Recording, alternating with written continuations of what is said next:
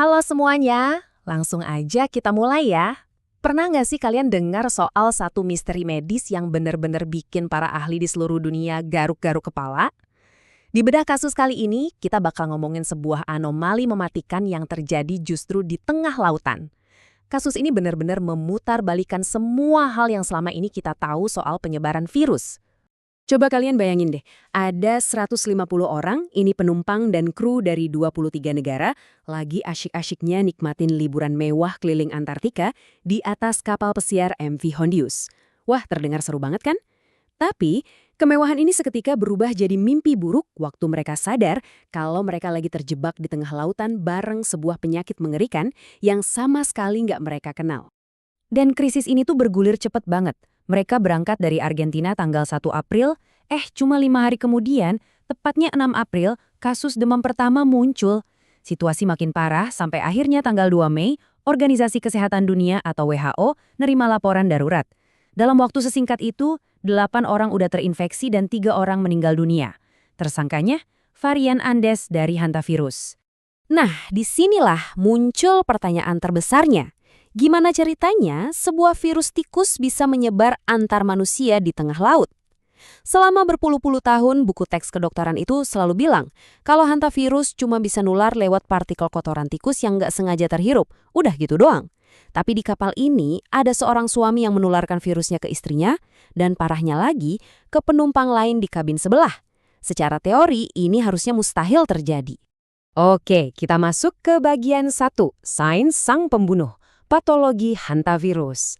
Buat ngerti kenapa para ahli virologi sampai panik banget pas dengar kasus ini, kita harus mundur sebentar ke tahun 1993 di New Mexico, Amerika Serikat. Waktu itu ada wabah yang disebut sin nombre atau virus tanpa nama. Wabah ini meledak karena populasi tikus yang tiba-tiba melonjak tajam abis musim hujan. Dan virus ini ngebunuh puluhan anak muda yang sebelumnya sehat walafiat cuma dalam sekejap mata. Terus apa sih yang sebenarnya dilakuin virus ini di dalam tubuh korban? Poin utamanya ada di sindrom paru hantavirus atau HPS. Gini, bayangin paru-paru kita tuh kayak spons raksasa. Normalnya spons ini kan tugasnya nyerap oksigen ya. Tapi pas hantavirus ini nyerang, dia bikin sel-sel pembuluh darah kecil di paru-paru bocor. Alhasil bukannya menghirup udara, spons ini malah nyerap cairan darah dari tubuh kita sendiri.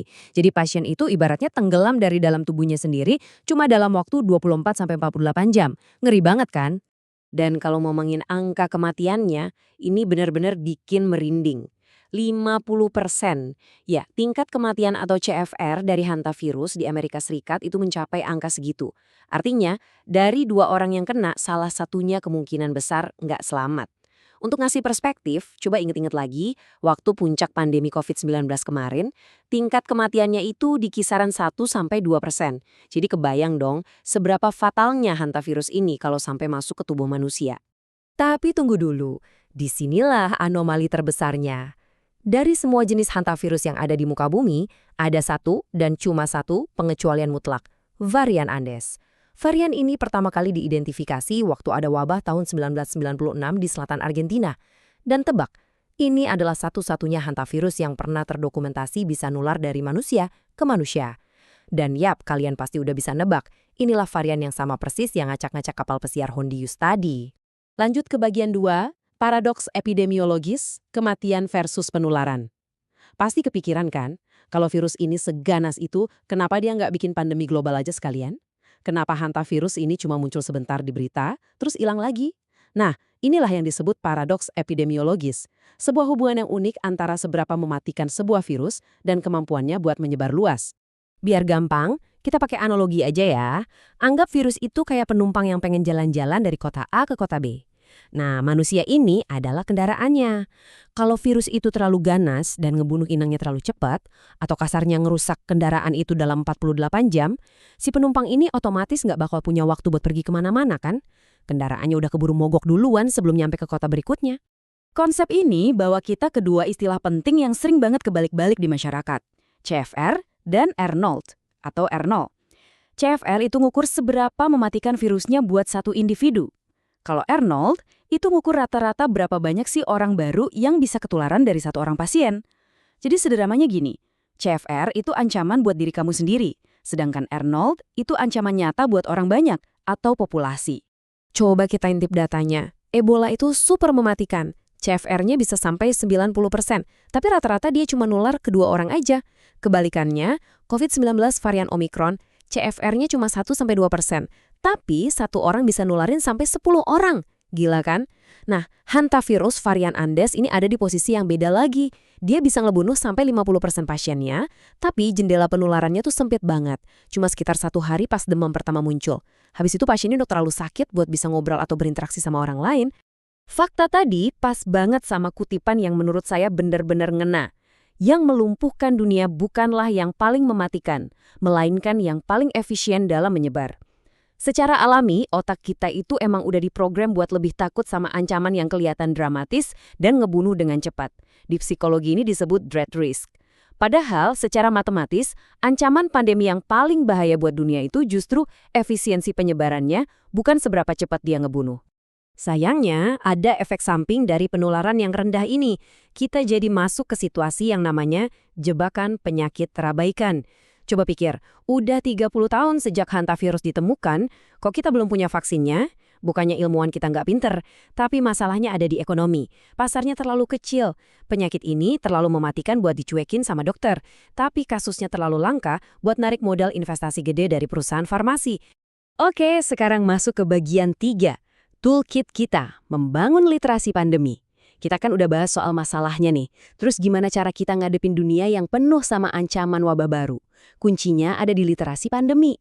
Kalian nggak harus jadi dokter kok buat punya kerangka berpikir yang benar pas lagi ada berita krisis kesehatan global yang bikin heboh. Nah, alat pertama di toolkit kita adalah saring informasi. Tiap ada wabah, hoaks itu pasti didaur ulang. Spekulasi lama tahun 2021 soal Bill Gates atau hoaks Rockefeller dari tahun 2010, itu pasti bakal digoreng lagi seolah-olah kejadiannya baru. Kita harus stay cool dan pegang teguh yang namanya hierarki sumber.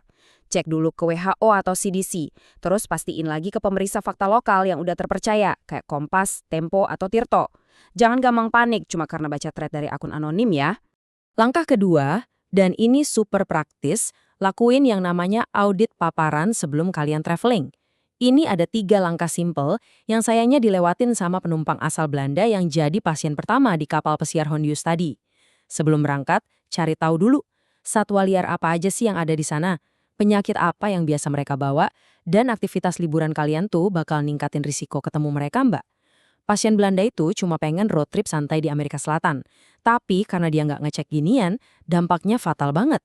Kenapa audit paparan ini nggak boleh dilewatin? Datanya ngomong gini, lebih dari 60% penyakit infeksi baru di dunia saat ini itu asalnya dari hewan, alias zoonosis. Jadi kalau kita traveling tapi masa bodoh sama satwa liar di sekeliling kita, itu sama aja kayak jalan tutup mata. Titik buta ini harganya terlalu mahal buat zaman sekarang. Dan tolong diingat poin krusial ini ya, virus-virus ini nggak lagi meeting terus berevolusi buat sengaja nyerang kita. Kitalah yang makin kesini, makin nekat masuk ke habitat mereka, dan ujung-ujungnya bawa pulang oleh-oleh mematikan yang nggak kita undang. Buat konteks lokal nih, ada studi yang nemuin kalau hantavirus di populasi tikus Indonesia itu lumayan tinggi loh, nyentuh 17%. Jadi ini beneran ada di sekitar kita. Jadi, sebagai penutup bedah kasus hari ini, saya mau ninggalin kalian sama satu pertanyaan. Di dunia kita yang serba terhubung dan serba cepat ini, apa masih ada sih yang namanya perjalanan yang benar-benar lokal? Pria Belanda tadi cuma road trip biasa di darat, tapi dalam hitungan hari, virus mematikan itu udah sampai di tengah Samudra Atlantik. Batas antara habitat hewan lokal dan kesehatan global kita itu ternyata setipis itu. Pastiin kalian selalu bawa toolkit literasi yang tepat ya. Terima kasih banyak udah nyimak penjelasan ini, dan sampai jumpa.